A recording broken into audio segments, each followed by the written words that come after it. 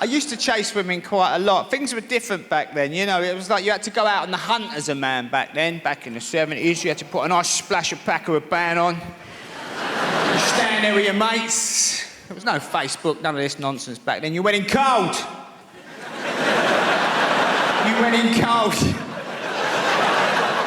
You're there with your mates Friday night, you've had a couple of pints of lager, got your shirt ironed, jeans pressed. You say to your mates, look, I'm going to go and get them birds over. When I bring them back, don't mess it up. Walk over to them. Evening, ladies. I know it must have hurt when you fell from heaven. Maybe if our friends and I could ease the pain by buying you a few drinks. No, fair enough. Come on, we're going. We're only coming here on lesbian night, aren't we?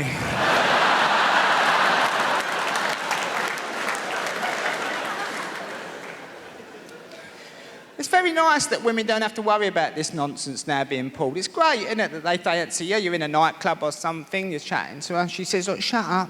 Shut up. I'm gonna sleep with your brother. Calm down.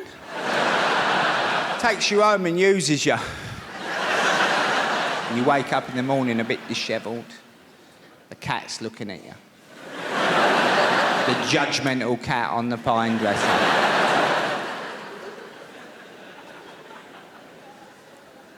But the worst thing has happened in all the commotion. You've forgotten her name. Now, I'm a bit old-fashioned. I think if you chomped on someone's fanny, you should remember their name, you know what I mean? It's a little bit of a rule of mine.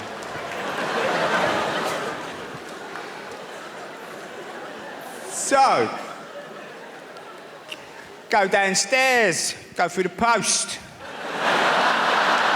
Thinking. I'm a thinker. Crafty Cockney. Oh, let's just have a look here. Oh, I can't call her the occupier. That'd be a bit much.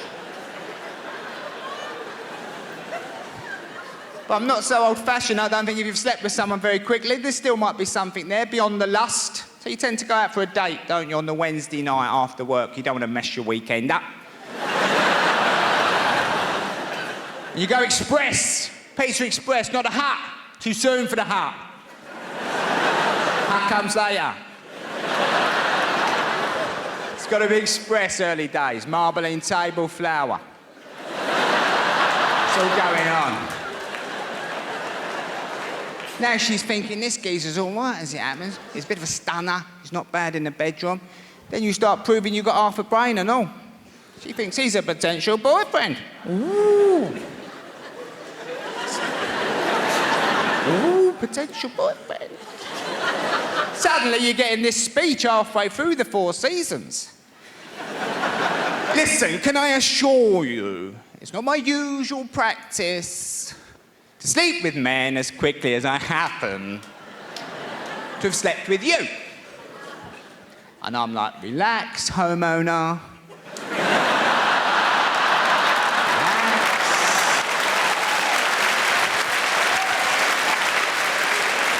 And this is what I'm talking about, the assumption that if you're in a place like that, you obviously are the help. Okay, example 2, that's it, white people. One more example, and then we're moving on, right? I'm on tour in the UK. I'm going up to Leeds. All my team was already up in Leeds setting up the theatre. I'm travelling with my tour manager and best friend, Lila, also a black woman. So I go, you know what? That's Lila. I go, you know what, Lila? Let's not drive. It's a long drive. Let's get a train and go up in comfort. So we rush down to the train station. I buy us 2 first-class tickets. There's a train leaving, so we jump on the train takes off. And we're walking through the train towards the first-class carriage. We walk into the first-class carriage. This white woman is sitting at a table. She looks up, she sees us, and at the top of her voice, she shouts, this is first class! Now Lila goes, what the fuck did you say? And I hold Lila, no, Lila, no. No, I just grab her by a collar. No, Lila, no. No, Lila. No, Lila, no. No. Watch me humiliate this bitch just with my mouth. Come back.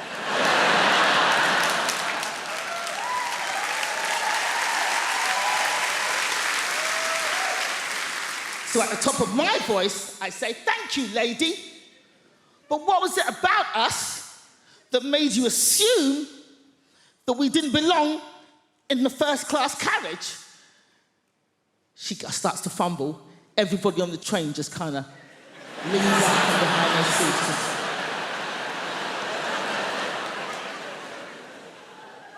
And she gets flustered. She's like,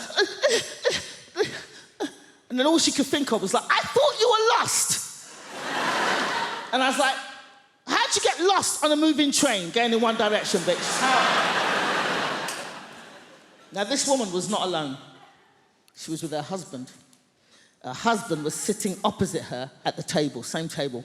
But we did not see her husband's face for this entire confrontation because the entire time he was hidden behind the newspaper, just... His hands never came down. All we saw were his knuckles just gripping that paper. And they were in their 60s. So they'd obviously been married a long time, and he's behind that newspaper going, ah! Nosy, big-mouth cow! 30 years we've been married, and every day of those 30 years I've said, mind your own fucking business!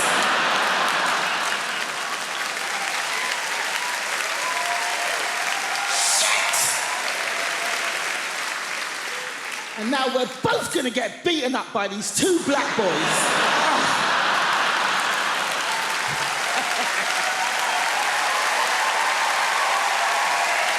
But as much as you want to save animals, I'm pretty sure you're not going to do it by buying cosmetics.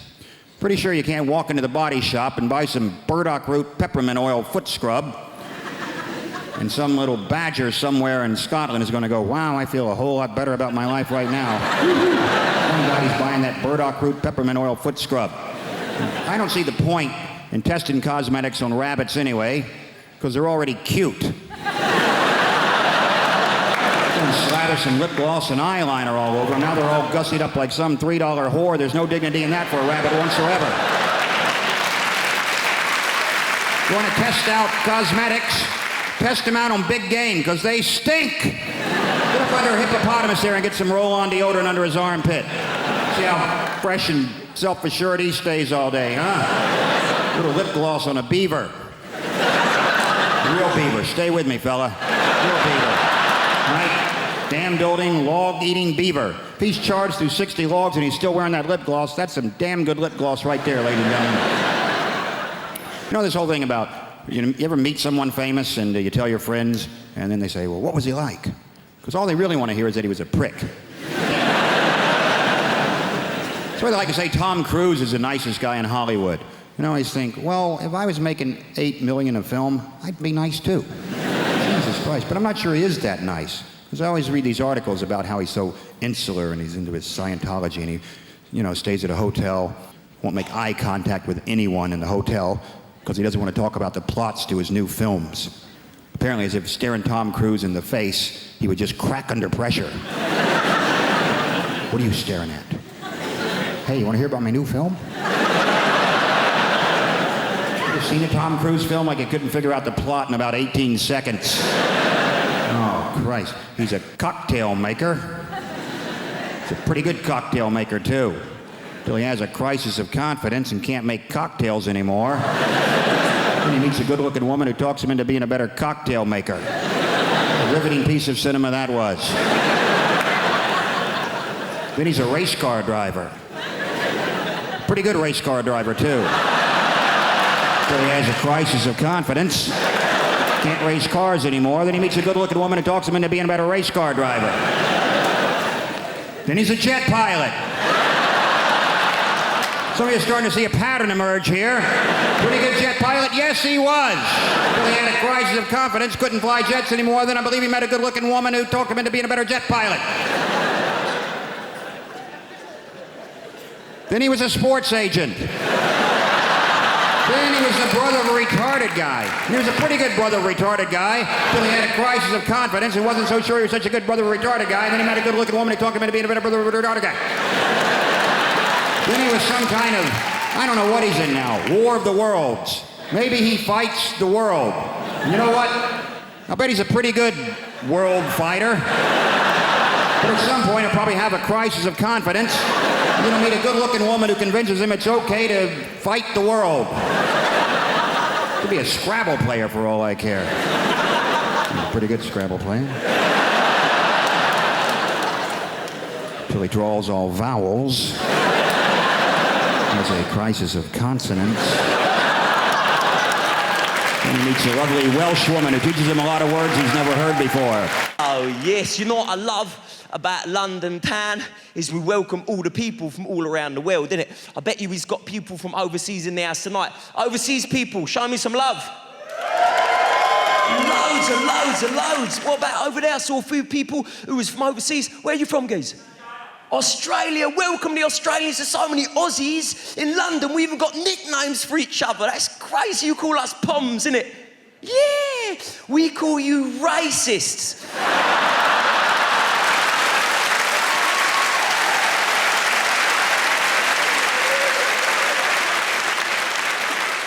Welcome, you legend, my man. Do you miss it out there, all the beaches and the barbecues and all that?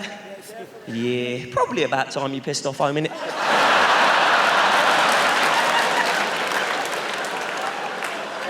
Jokes, jokes, jokes, you legend. It's just banter. Do you know what I mean? We'll have a drink in the bar afterwards? Yes. Promise you'll serve me first, though.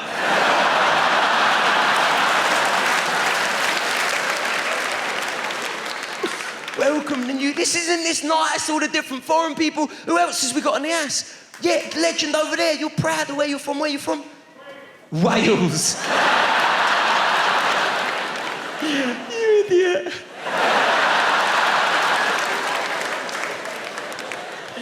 They get well wound up when we call them sheep shaggers, innit? Don't know why you don't just stop it, but there you go. Welcome, geese. I've been to Wales. It's a nice place, isn't it? There's even like a time difference, ain't there, which I couldn't believe. Yes, I was in Swansea. They're about 8 years behind.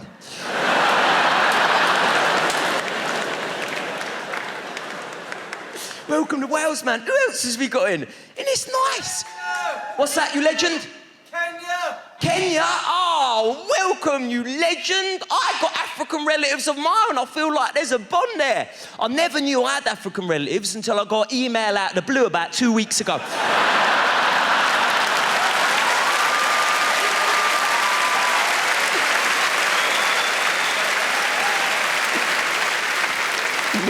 Welcome. I love it all, man. All the different cultures, all the different things, different accents. Ain't that fun? Everyone's got different accents. I hear different accents, I think of different things. I hear like Australian accent, I'm thinking sport. You know, I hear Italian accent, I'm thinking food. I hear Indian accent, I think I'm about to be put on hold.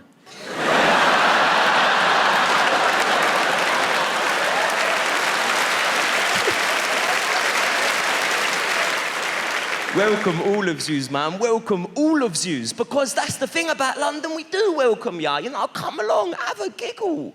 I'll say there's only one day every year when we don't welcome the foreigners.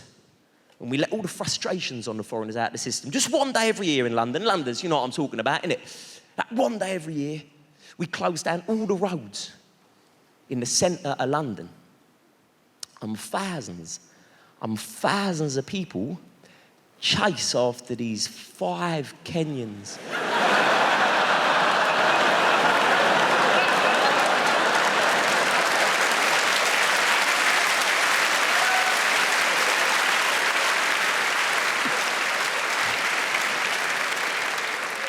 And a load of people in wheelchairs. It's not nice.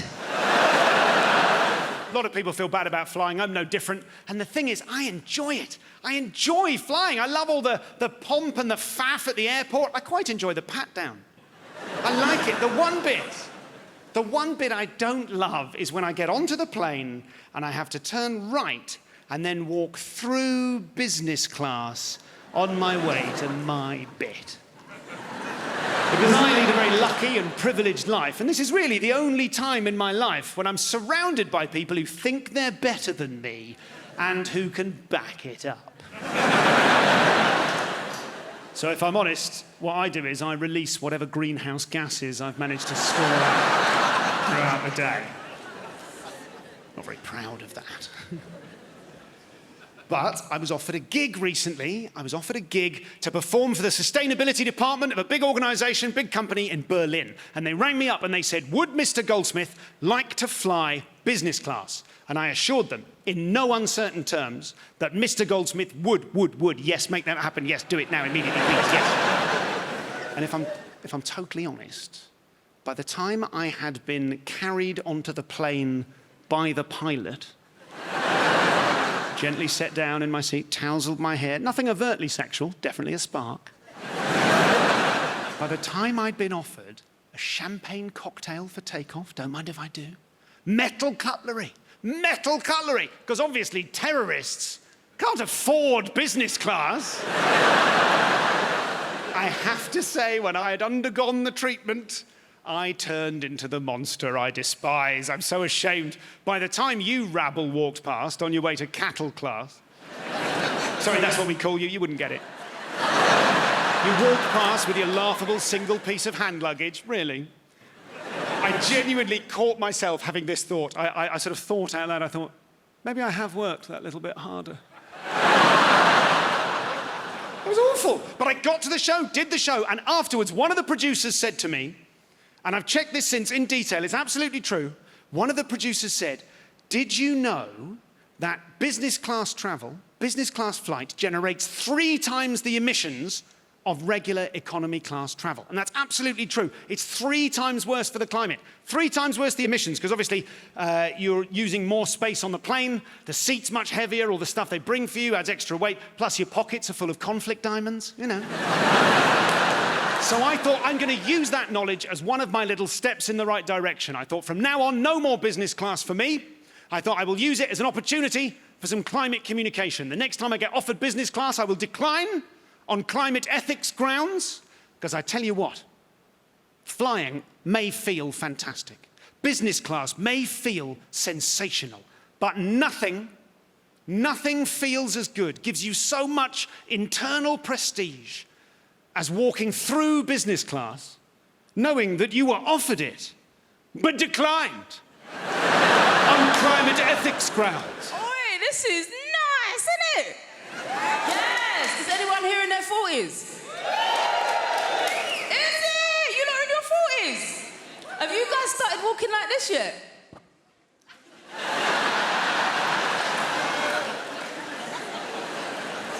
It happens like clockwork, you know? It's mad. Like, I'll be walking around the co-op like I'm in an art gallery, just... Reduced by how much? Not enough. That, and I've got a boner for linen. Ooh. In it. I literally go out shopping for fabric and I'm like, give me a fabric that will crease really easily. Yes. I want to iron it for at least an hour. That's for me. That and candles. Woo! Now listen, I used to party hard.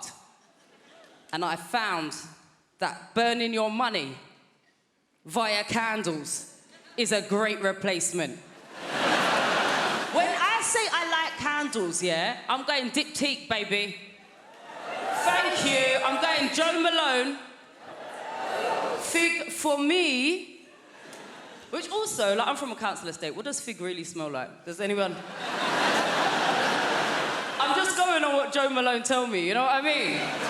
These candles are expensive. I reckon for a £5, I could probably buy 50 figs, chuck it in the oven and just waft it around the house a few times.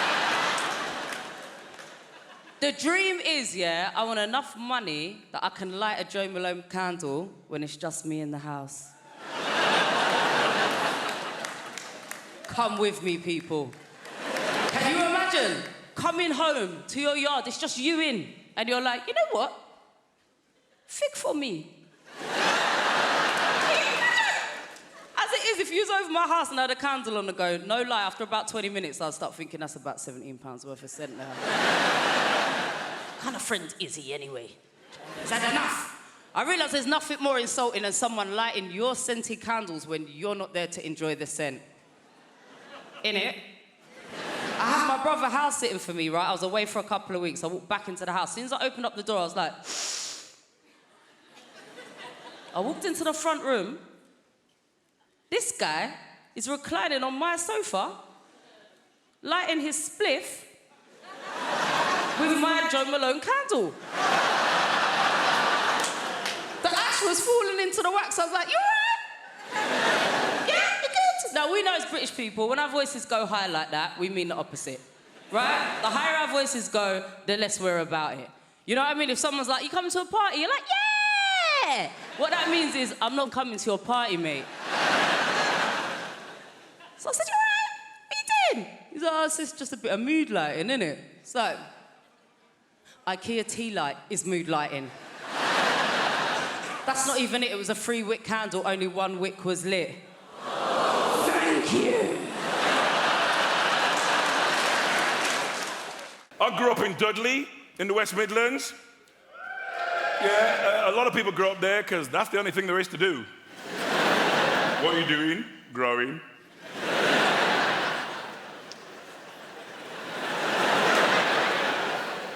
In the 50s, my parents emigrated from Jamaica to Dudley. Yeah, Nancy, I'm going to say that again just for you. They emigrated from Jamaica to Dudley. Why? What was my dad thinking? Bloody blue sky all the time. I want hail and sleet and snow. All this joyous reggae music. Where can a man get some Des O'Connor? We need pack your bags, we're going to Dudley. They made me go to church every Sunday. The Pentecostal Church of God in Prophecy. See, that's a black name. White churches are always called things like St. Thomas's. We're all outside going, St. Thomas's what? St. Thomas's Epiphany of the Shining Light of God in Christ in West Bromwich? Now, that's a name. You arrived late for church. Sorry I'm late, I was reading the sign. It's as good as Stephen King. I went to Blue Coat Secondary Modern School in Dudley. A lot of bullying there. I mean, you know, back in the day, it was different as well. You get punched in the face, you keep it to yourself. Nowadays, you go straight to the head teacher. Peter Wilkins has been punching me every day since the start of term. I'm not going to teach him anymore. I got a daughter, 17. She's got a pet name for me. Taxi. Yeah, because the only time I see her is in the car, and even then she gets in the back. I'm like, how was school? She's like, you're not one of those cabbies who's going to talk all the time, are you? Her childhood's different from mine. I mean, you know, when I was a kid, it felt like everybody in Dudley had permission to beat me. It wasn't just my mum. You know, I'd be mucking about in the street, suddenly, bam, Mrs. Fearon from number 14 slapped me around the face. Then she'd drag me to my house and tell my mum, Mrs. Henry, I saw Len misbehaving in the street, so I beat him for you. Do you know what my mother said to this woman? Thank you very much. I have 6 other children, help yourself anytime. We made a documentary in Dudley about my mum last year. My brother Paul said this on camera, no word of a lie. Len, when mum used to beat you, we used to think it was really funny. Bastards! Where's the solidarity in that? I'm getting my arse tore up, they're eating popcorn, they've pulled up chairs. Oh, it's not as funny as last week. Mom, work the ribs now, work the ribs. Mom, Harley Shuffle, remember? Harley, Boomba, Mom, like Popeye, remember? Febida, febida, febida, febida, febida. When Mom used to beat me, she always said the same thing. I'm not doing this for me, it's for your own good. What parents are insane? I'm not doing this for me, it's for your own good. All the white people, what kind of parenting is that? Lamar's like, yeah, me too. Oh, man. You know what I'd like to see on television? Jamaican Super Nanny. Beat him if it's been bad, beat him if it's been good. Beat him to show how much you love him, Beating till your arms hurt so much. You have to beat it for making your arms hurt so much. She wouldn't mess about, would she? All right, no. This is what I call the naughty cheer. What's that for? You pick it up and you beat him with it. I'm not doing this for me. It's for your whole rotting good. I'm married to a comedian. Did you know John Richardson? Oh, yeah. Oh, did you know? You know he is. Do you know, because I'm going on tour, my management company, they took a Facebook advert out and someone said, don't read the comments. So I did. There was just one that bothered me, and this guy had put, without trying to be too crude, how many has she had to get the career she's got? I mean, the answer's one, but...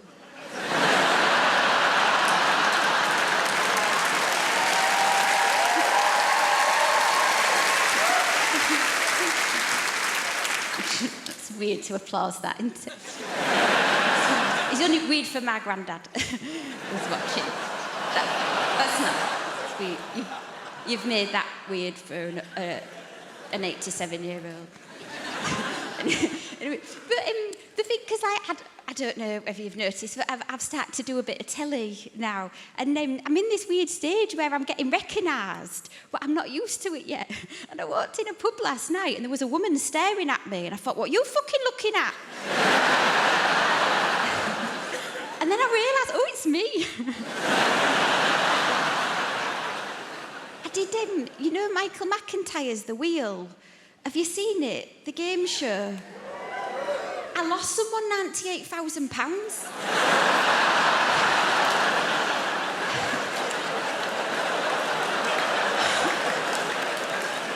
No. If you've seen the show, you know they go back down in the ground. When he went down, he turned to me and said, I've had a lovely day, thank you. That would have slapped me. We're both vegan now. I'm a vegan that likes steak for the iron, and John's a vegan when he's interviewed on TV.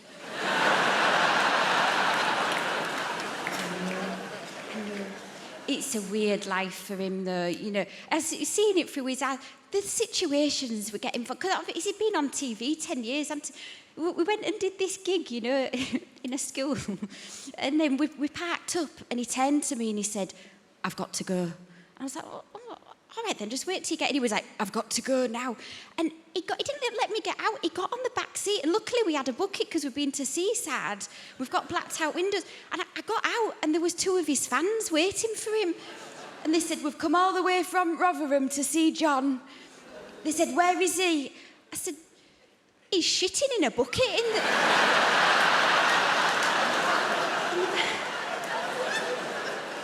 back of the car. And they said at the same time, we'll wait. But we're both vegan. And then when we go out for a nice meal, I'll order the steak for the iron. And he'll order butternut squash. And then he'll be looking at my steak and he's not listening to what I'm saying. And so what I do right at the end, I go, oh, I can't eat that last bit. Oh, what a waste, like that. And then we just swap the plates round and it's all in silence. And he eats this bit of steak and the look on his face after he's eaten it is like, you know those Facebook adverts that go viral of the deaf baby when it gets a hearing aid?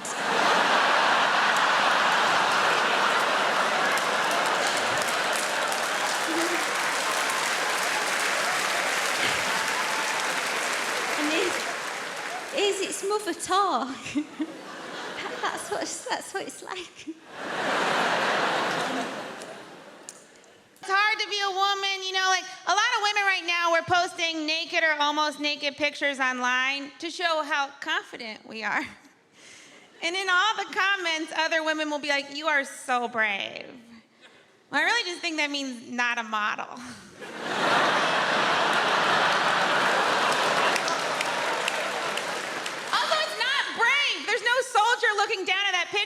like, oh, what a brave lady. You know, a man posts a naked picture, he just loses custody of his kids. And if showing your weird body's brave, then the guy that masturbated in front of me on the subway is very brave. Because he had a real weird body. And he was making weird faces. He might be the bravest man I know. But that's the thing, we're supposed to care so much about our bodies as women, you know? And there's even campaigns that we should love our bodies and be confident in our bodies. Or we could just stop caring about it. Because you know who doesn't care about their bodies? Men. You know what men are? Successful. Men are presidents, men are CEOs. You've never heard a CEO go, I want to get profits up and keep costs down and love me for me. 3 p.m. we're gonna have a meeting about how I can accept the fact that I have my mother's thighs. You know who should care about their bodies? Men. You have weird bodies, men, you're gross. Your balls are gross. I've never seen a guy be like, oh, I can't wait to get his pants off and see that weird bag of stuff between his legs. What is it? It's like when you go to a haunted house and you stick your hand in a jar, you're like, please be grapes. Balls seem like a real god whoopsie. It's like when you're putting together furniture and you got a couple leftover screws and you're like, well, those were supposed to go somewhere. I guess I'll hang them from a satchel. Even the name sounds like a mistake. What are you gonna call him? Scrotum. Okay. This is how you knew God didn't care about balls at all. Everything else important, he covered in bone. Balls, he was like, let them fly. You are so lucky we get our faces near them. If a woman puts your balls in her mouth, you should pay her a lot of money. And not in like a prostitute way, and like I don't know how else to say thank you. This is a very nice thing you just did to me. And you didn't get any pleasure out of it. There's not a single woman that's like, that's what does it for me. You were more of a saint than Mother Teresa for that. There's no way she ever did it. Over. I had to put paint on my face just to leave my home. And you guys get to walk around those wrinkly, dangly bags of crap. You should have to put makeup on them. Or at the very least, googly eyes. I don't know if that'd be better or worse, it'd be fun. He's happy, he's sad. He lost his boner. You guys get away with calling our boobs saggy. Your balls are saggy. You should wear a bra. And you make it fancy.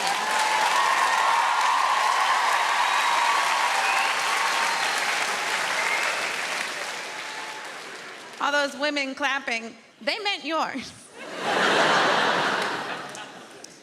I've got the memory of an elephant. I remember one time I went to the zoo and saw an elephant.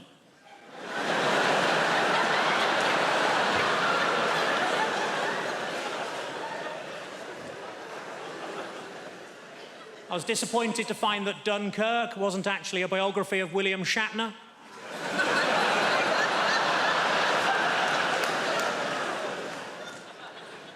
I accidentally kicked my dog early and it bit me on the bollocks. My mate said it's karma. I said, no, if anything, it's even more angry.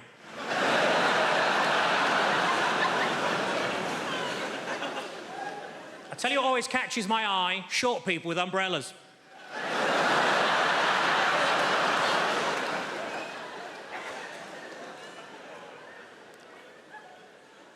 I put on a lot of weight, so I rang up Weight Watchers. I said, it's an emergency, can you send somebody round? And they said, yes, we can, we got loads of them.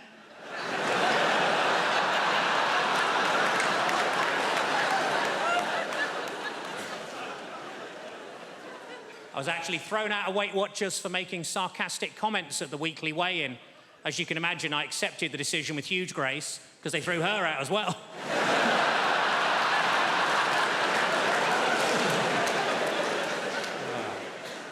I was watching TV, the announcer said there's a documentary about the clitoris on the red button, but I couldn't find it.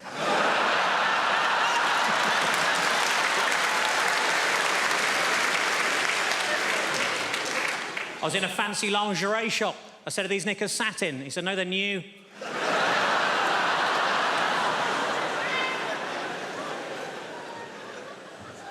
didn't know what to get my little niece for Christmas, so I asked my sister what she's into. Apparently at the moment she's mad about frozen stuff, so I got her some oven chips and peas.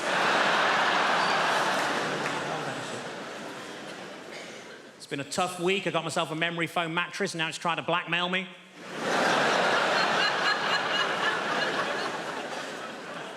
As a child, I was made to walk the plank. We couldn't afford a dog.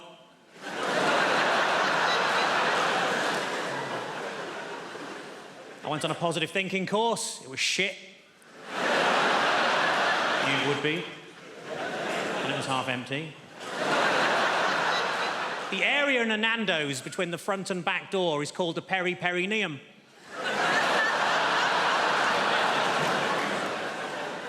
What I like most about that joke is that people who know what a perineum is usually haven't heard of Nando's.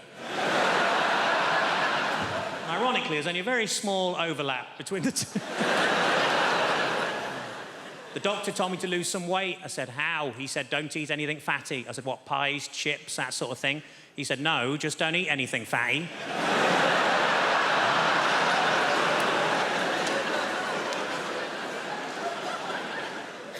Old lady names are very much back in fashion at the minute, like Lily or Elsie or Rose, and we wanted something like that for our daughter, but we couldn't decide, so in the end we just called her Nan.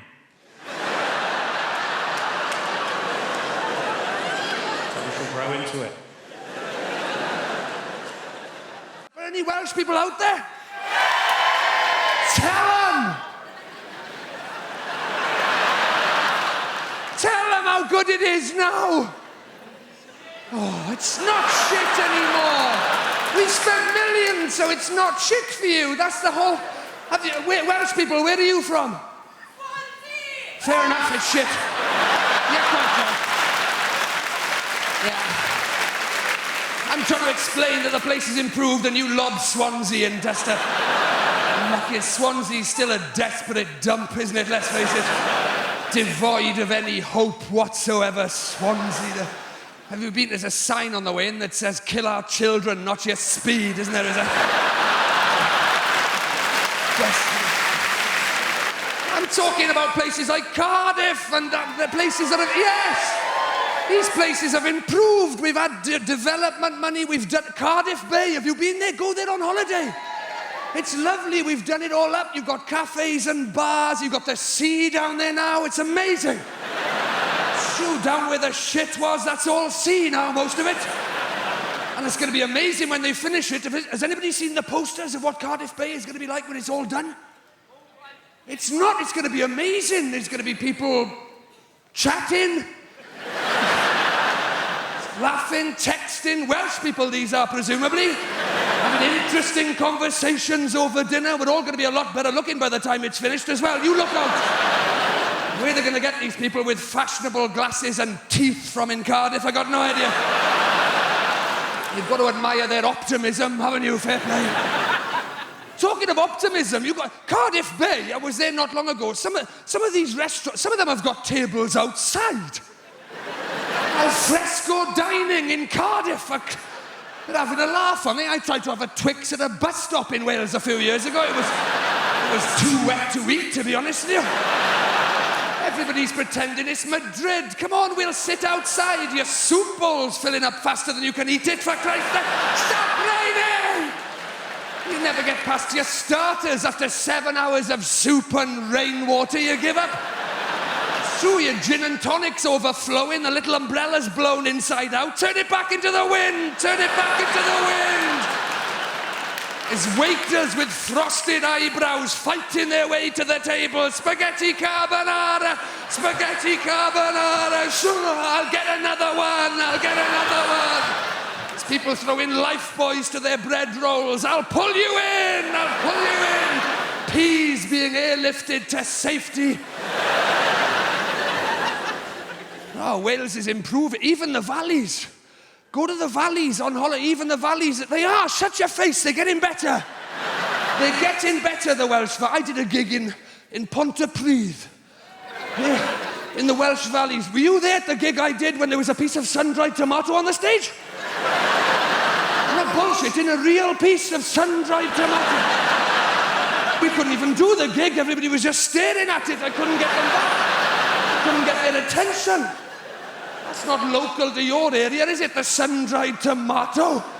Hey, there was a pile-up in the valleys a few years ago because somebody mentioned satsumas. Did you read about that? Somebody's trod in that, haven't they? That's what's happened. Do you live here now, madam? Do you live here? Are you from the valleys? My boyfriend is from the valleys. Your boyfriend? It was probably him that trod in the sun-dried tomato and dragged it all the way back. That's what he probably stepped in the sun-dried tomato in London and took it all the way back to the... He must have been shitting himself on the way back. They'll kill you for that in Pontypridd, won't they? Get it off me, they're gonna kill me, they're gonna kill me. Ditch the shoe, ditch the shoe. I can't wait to get old. I'm looking forward to getting old. Old people can do what they like. You see any old person, they do what they like. I was on the bus the other day, this incredibly old woman got on, she went straight up to this guy who was sitting down and said, "How old are you?" This guy was like, 37. She said, "I'm 84, get up." I was like, oh my God, she just invented human top trumps. This guy missed a trick, he should have demanded another round, be like, "All right, old lady, what's your top speed?" No chance. I think the worst thing about having a baby, without a doubt, the worst thing about the whole pregnancy, I'd say even more painful than labour, was telling my parents that I was pregnant. Because my parents never talked to me about sex. They just never did that. I mean, to be fair on them, I think they operated on a need-to-know basis, and given I had a head brace till I was 17, they thought, do you know what? She doesn't need to know. But the only time that my mum ever talked to me about sex, she once sort of in passing said, "Oh, by the way, when you make love to a man, put a towel down first." That's it. Both practical and disturbing. Put a towel down first. That's what she'd say. Put a towel down first. I thought, it's given me a pathological fear of sun loungers ever since. And my parents' towel collection. But I swear, I knew nothing about sex as a teenager. I think the closest I came to having sex at that time was when I was doing lengths in a local pool and a man accidentally butterflied over me. I mean, I lost my virginity so late in the end that when it finally happened, I wasn't so much deflowered as deadheaded. But I wish I was sexually confident, like in my 20s. Love to be like that. Love to be a player. You know what I'm talking about? We all know people like this, people who are going to go like, I'm going to go out tonight and I'm going to get laid. I would love to be like that. I'd love to be the sort of person who could just walk into any nightclub with my towel.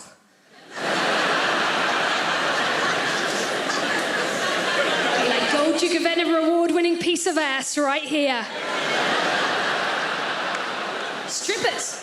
It's another person. Weirdly, I kind of admire strippers. I would love to be like a stripper. I would love to just be able to stand on stage and own it. Like, know I was sexy. That would be awesome, you know? I would be the world's worst lap dancer. I could not sit on a man's knee and not want to make giddy-up noises. And strip joints, they're designed to be alluring. I challenge anyone in this room, even if you agree with them or not, to walk past a strip joint and a bit of you is not like, oh my God, what's happening? Because they've got like the blacked out windows and the bouncers on the door. There's always a bit of you that's like, oh my God, what are they doing in there? And it's exactly the same feeling as when I was a kid and I used to walk past the school staff room. You walk past, you'd be like, oh man, what is happening in there? I mean, it turns out both are full of adults whose lives didn't work out as planned. The thing I find the weirdest about strip joints, if you've ever been to one, everywhere you go, all these big signs, do not touch the women! Please do not touch the ladies! The strippers always say, the fact that the men can't touch us, that's what makes our job really empowering. And I always think, well, that's not really empowering, is it? Because that's the same rule in every other workplace in the country.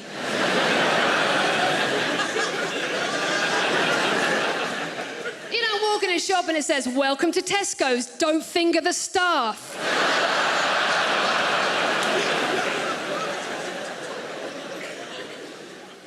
But I think women should just let it out. It's a big day in a girl's life when she can freely let rip in front of her bloke.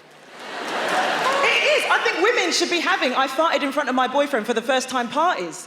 I I think they should be ringing up their mums, just going, Mum, I've got something to tell you. Oh, darling, what is it? What is it? What is it? What is it? I just did a fart in front of Tom. Oh, darling, that's wonderful news, wonderful news. And what did he say? He didn't say anything. He just laughed and farted back. My little girl's all grown up. Meanwhile, Dad will be in the background just going, women are farting far too early in front of their boyfriends these days. It was 18 months before your mother even trumped in my direction. 6 months before she'd take a dump in the house when I was around. Yes. And also, I'll tell you something else we pretend as well. We keep the lady garden quite tidy, us girls, don't we, in the early stages? We'll do little tricks with it. Look, it's the strip, it's the Brazilian. Oh, look, I put a hat on it, it's the Mexican. Like, we do all that in the early stages, and then after about a year, it looks like the back of the wardrobe that leads to Narnia.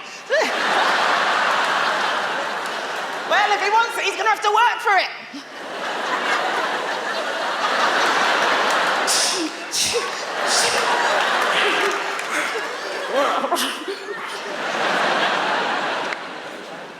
People saying to me, Andi, you could try meeting people in a nightclub. You'll never meet anyone good in a nightclub because the nightclub environment is designed to have us make bad decisions. It is because it's dark, you can't see, you can't hear. You know what, if nightclubs want to be responsible, what they should do to help us out is just before the exit, they should have a brightly lit room where you can check out the person you're leaving with. Yes, they should. They should call it the Have a Sodding Word with Yourself lounge. And you would literally get women in there just going, oh my God, you're wearing a fleece. I couldn't tell because it's so dark in there. Okay, nice to meet you.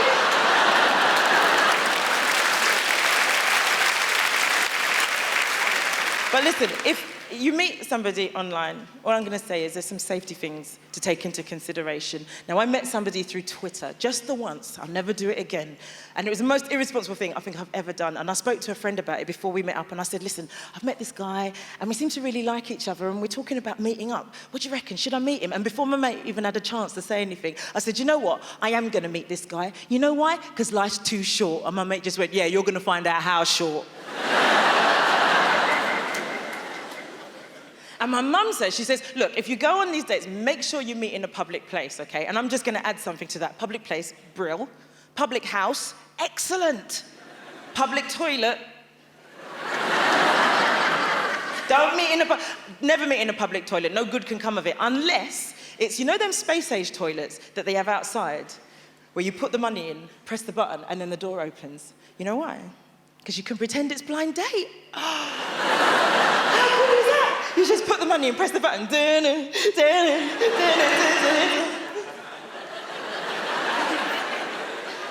if you don't like it, just press the button really quickly.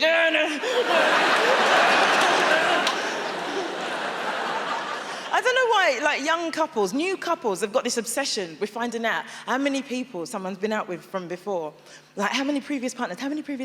This is a lose-lose situation, right? And if any of you have ever had that conversation or you think it's ever going to come up, this is what I say. This is what you should say, okay? Just say to the person that's asked you want to know how many previous partners? Okay, I'll tell you from the beginning, all right? 1, 2, 3, 4, you, 6, 7...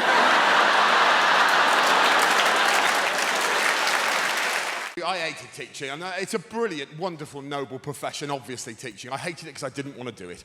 The only thing that got me through those years were children, because some of you parents will know, children are wonderful and weird. I used to teach a class in North London. You'll think I'm exaggerating this. I'm not. This is just one class I'm talking about. They were the strangest group of human beings I have ever seen assembled in one place, right? They were the strangest group of human beings ever in one. I include all of the series of Big Brother in that. Right, I'll talk you through some of them. There was a child called Marwood in that class, which isn't a real name, let's be honest. He was absolutely on a different planet to the rest of us. I'll prove it. I once said to him, Marwood, what are you going to do when you leave school? Straight away, he said, well, I'm going to be one of two things, sir. I'm going to be a gynecologist or a train driver. I said, they're rather contrasting professions, Marwood. This is only funny if you believe me, he wasn't trying to be funny at this point. He went, yeah, they are, aren't they, sir? I suppose at the end of the day, I just like tunnels. Fortunately, there was a child in that class that made up for all of them. Her name was Karen Powell. She was my favourite student of all time. She was 11 years of age, this big, and had 2 fascinating characteristics. Number 1, her internal compass was buggered, right? So she was 10 minutes late to every single lesson, and the school wasn't that big. 10 minutes late. The second was, even though she was 11, she spoke, for reasons best known to our creator, like a repressed 1940s housewife. And you think I'm exaggerating this, I am not exaggerating it. She would come into my class like this, "Hello, sir, how are you today?" I say, "I'm fine, thanks, Karen, how are you?" She goes, "Yes, I'm very well, thanks." I say, "I'm very much looking forward to today's improvisation." I'll give you an example of her compass. She came to see me after a lesson. This is all verbatim quote. She went, "Excuse me, sir, can I have a word with you, please?" And of course you can, Karen. What's the problem? She goes, "I just wanted to say that I thought my performance in your lesson today was a little below par." I said, "Really? I thought you were great." No, I thought my use of characterization was paper thin. Thought the way I moved around the space was appalling. And my group work was something to be condemned, and I would like to offer you my most humble of apologies. I said, "You listen to me, Karen pal. You never need to apologise to me. You are my favourite pupil because you make me laugh my head off." "Now go outside and enjoy your lunchtime. You've deserved it." She said, "You know what? I think I will." I turned round at that point to do a little bit of admin, ladies and gentlemen. Karen was then faced with a choice. She could leave my room via the only exit, or she could go into my costume cupboard. I don't know what happened, but for safety, I'll tell you this. I locked my costume cupboard before I went for my lunch, then I went away for a whole hour. When I came back, I opened the cupboard, and I swear to you, that child was standing with her back to me in a scene from the Diddy Man remake of the Blair Witch Project, just doing this. And I went, "Karen?" She went, "Hello, sir." I said, "Have you been in there for a whole hour?" She said, "I'm rather afraid I have." I said, "Oh my God, I am so sorry." She said, "Don't you apologise to me. I've only got myself to blame. I'll see you later."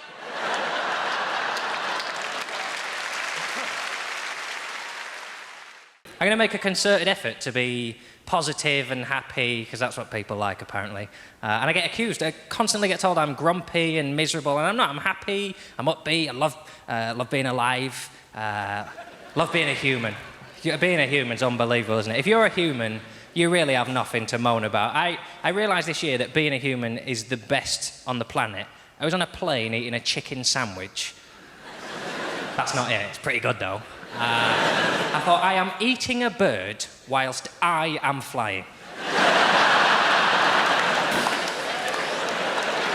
Unbelievable! I, a flightless land mammal, am consuming a bird in mid-air. Never mind the fact I just ordered a gin and tonic in a cloud. And it's because I think being a human is so easy that that's why I get annoyed with people, because people don't seem to try as hard as I would like them to about life. And I am a perfectionist. Give us a cheer if you're a perfectionist. Fair few of you. The rest of you are annoying. You say it now, because you go around and you make mistakes and you drop things and you laugh about it because you think it's part of life's rich tapestry. It isn't. You should be trying harder. I like a massive perfectionist to the point that every mistake in my life counts the same. So, in my world, dropping a spoon is the same as running someone over. In that you didn't mean to do it and you did it, so you have to get angry about it and make sure it never happens again. And I watch people make mistakes. I came into London last year to do some gigs, and I was on the London Underground. I was on the Hammersmith and City line, which, if you don't know London, is the line that goes from Hammersmith into the city. Cockneys really don't piss around when they're naming their things. Oh, a bit of a tube line, Gary. It goes from Hammersmith to the city. Oh, yeah? What you going to call it? Don't muck about, Gary. Don't muck about. So anyway, I was on the Underground, sat down, and I knew I needed 6 stops to get to where I was going. And opposite me on the tube are 2 young girls. They're all dressed up. They're going out for the evening. They're laughing, they're giggling, they're joking. They're generally pissing me off. You see, I'm not a big fan of public shows of joy, you see. My motto is, there's misery in this world. You just have to look for it. If something's broken, you can fix it, and if it's untidy, you can tidy it. And if someone's unhappy, you can make them laugh, and you've made their day a bit better. Happy people are finished. You can't help them. If you're happy, don't go out. Just stay at home and enjoy walls and ceilings. And my real issue with the happy is it's happy people who make mistakes, because they're so busy enjoying life, they've forgotten to do it properly. So I was on the underground, and these girls are laughing away, and they're a perfect example, because they're enjoying being together so much, they haven't noticed they've got on completely the wrong train. Right? So we're hurtling off in this direction, and they should actually be going in this direction. Right? And about 5 minutes in, one of the girls cottoned on, and she tapped her mate on the leg, and she went... We're on there. I would have been furious. Let's say it now. That's not funny, is it? What's happened there is you've just lost a big chunk of your life. The time you were going to spend doing the thing you've left the house to do, you will now spend correcting your ineptitude. Right? I know some people say, once you've got on the wrong train, John, there's nothing you can do but laugh about it. But the only reason you would ever laugh in this situation is if you do this so often, you've just had to learn to find it amusing. Done it again. What are we like? I'll tell you. Shit at being alive, it would appear. I just celebrated 9 years of marriage just the other day. You know what I'm saying? Yes. Thank you, guys. Thank you. 9 years married to the same person. Jesus Christ, man. Listen, man, I'm just glad I'm no longer dating. I'm glad. Because dating right now is the ghetto. I'm not gonna lie to you. It's not easy to date. And you know what? The thing about dating is, every time I see someone out, I'm like, how are you affording this? You know what I'm saying?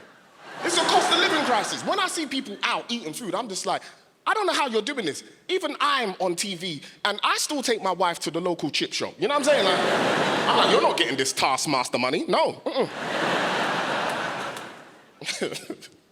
Nah, man. The dating, back in the day, I used to get rejected a lot because I'm short. You know what I'm saying? Short guys, yeah, we don't get no love, man. Short guys. I'd be on the phone talking to girls, and I'll be like, you know, yeah, biz, I want to take you out. She'd be like, oh my God, how tall are you? I'll be like, yeah, I'm 5 foot. Hello? Hello? I am happy. I am married, and I've got 2 wonderful children. Me and my wife got 2 beautiful children, 8 and 1, right? Now, the 8-year-old, that's a boy, right? And my boy is crazy. Make some noise if you got sons in the building, make some noise. So you know what I'm talking about. Boys are crazy, right? It's not just me. Have you ever just looked at your boy and been like, what the hell are you doing? Every day, right? My son is obsessed with superheroes. He loves superheroes, right? Which is a bit weird in our household because we're like devout Christians, like especially my wife. We love going to church, right? My wife is definitely getting into heaven, 100%. Like, hopefully, I'm her +1. I hope, you know what I'm saying? I'm gonna be like, no, I'm with her. No? Okay, cool. You know what I'm saying? The reason why I bring that up is because last year, Halloween, my son, he wanted to go trick-or-treating, right? Which is a bit weird in our household. Again, we're Christians. And he was just like, Mom, I want to dress up as a superhero. And my wife was just like, there is no superhero in this house other than Jesus Christ. So she dressed him for Halloween as Jesus Christ. This guy went out trick-or-treating, giving out bread and wine. You know what I'm saying? Like, he was like, God bless you. Yeah, God bless you too. Oh, God bless you. One day, me and my son, we were at home. We're by ourselves, right? I'm downstairs, I'm watching TV. My son is upstairs, right?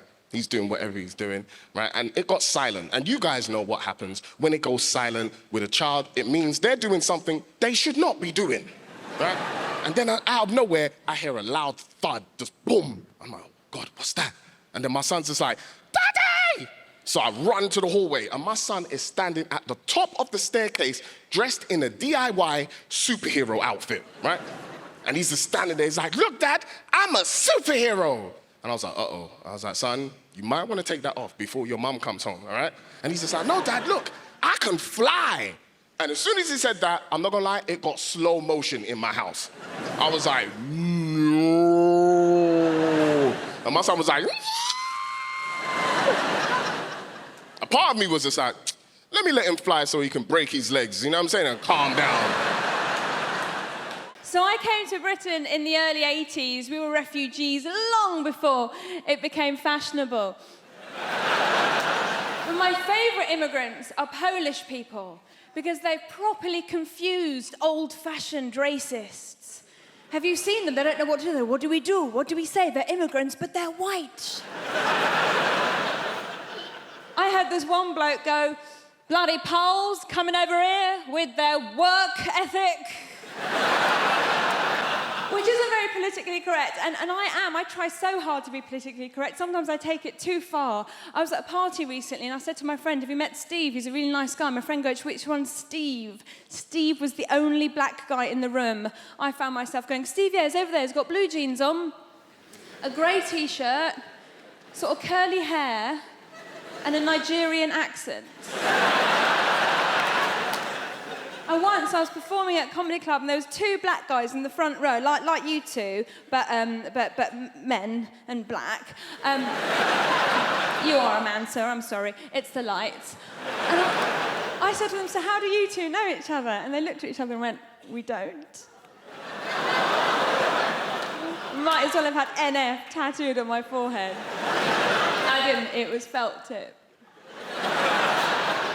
I like friendly, a little bit of friendly racism is nice. When I was a little girl, I used to always go to my friend Katie's house, and every time her dad opened the door, he'd go, hello, Shappi, been on holiday?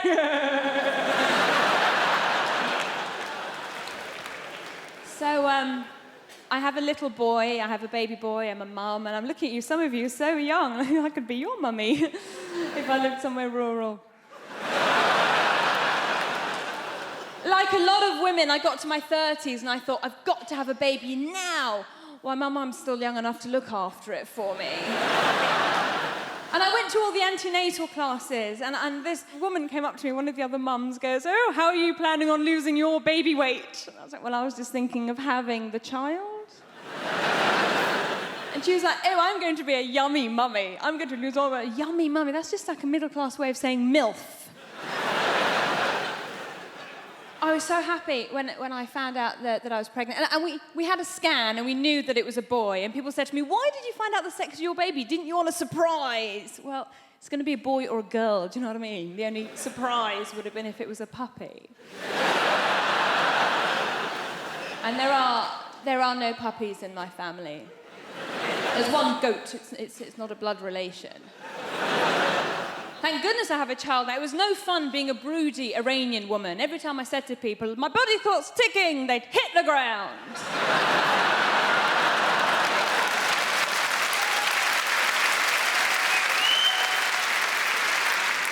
with all that going on, when I did find out I was pregnant, I was so delighted. I thought, I am going to fill this child's life up with love and hope and understanding. My husband's reaction was slightly different. He walked around going, woohoo! My soldiers worked! Easy! It's not his.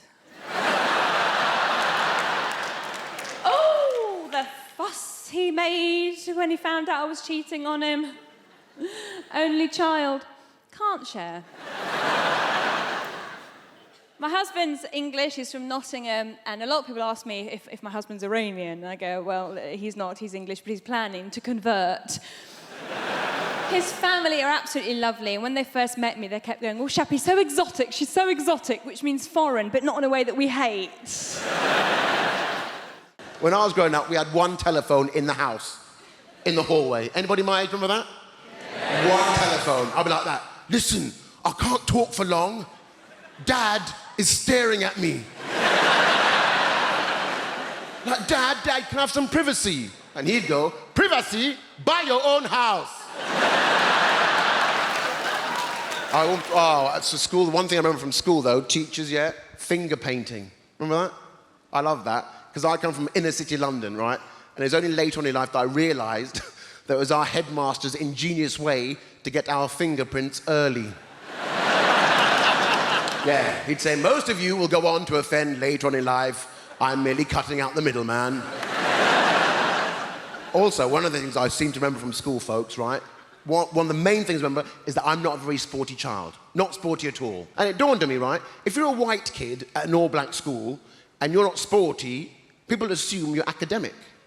But if you're a black kid at an all-white school, you can't dance or sing, people assume you're adopted. But the one thing I loved at school was the power of the note. Forget the man who invented the television, forget him.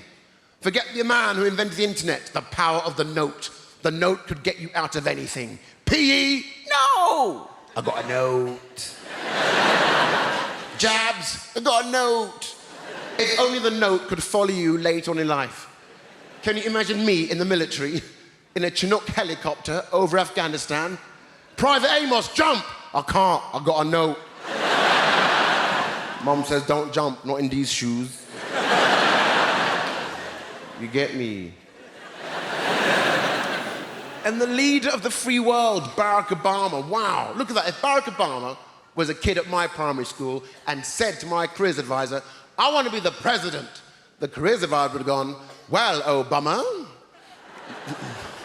obviously a temporary careers advisor, I can definitely see you on the campaign bus, driving it. Also, folks, I want to be a bit honest as well with you tonight. I'm very much into same-sex relationships because I think it's very important that you're both into the same kind of sex. Otherwise, it can create friction.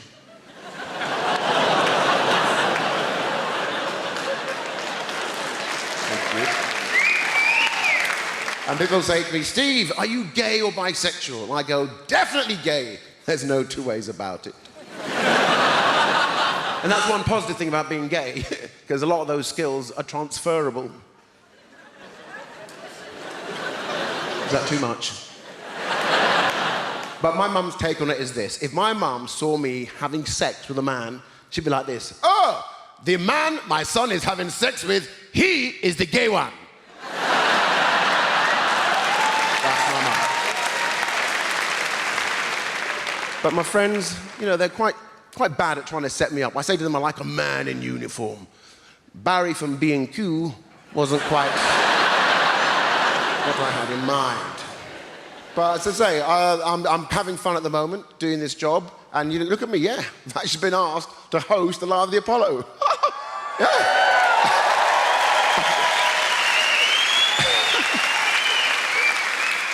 And Lenny Henry isn't dead, no. He's just locked in a room at the Premier Inn.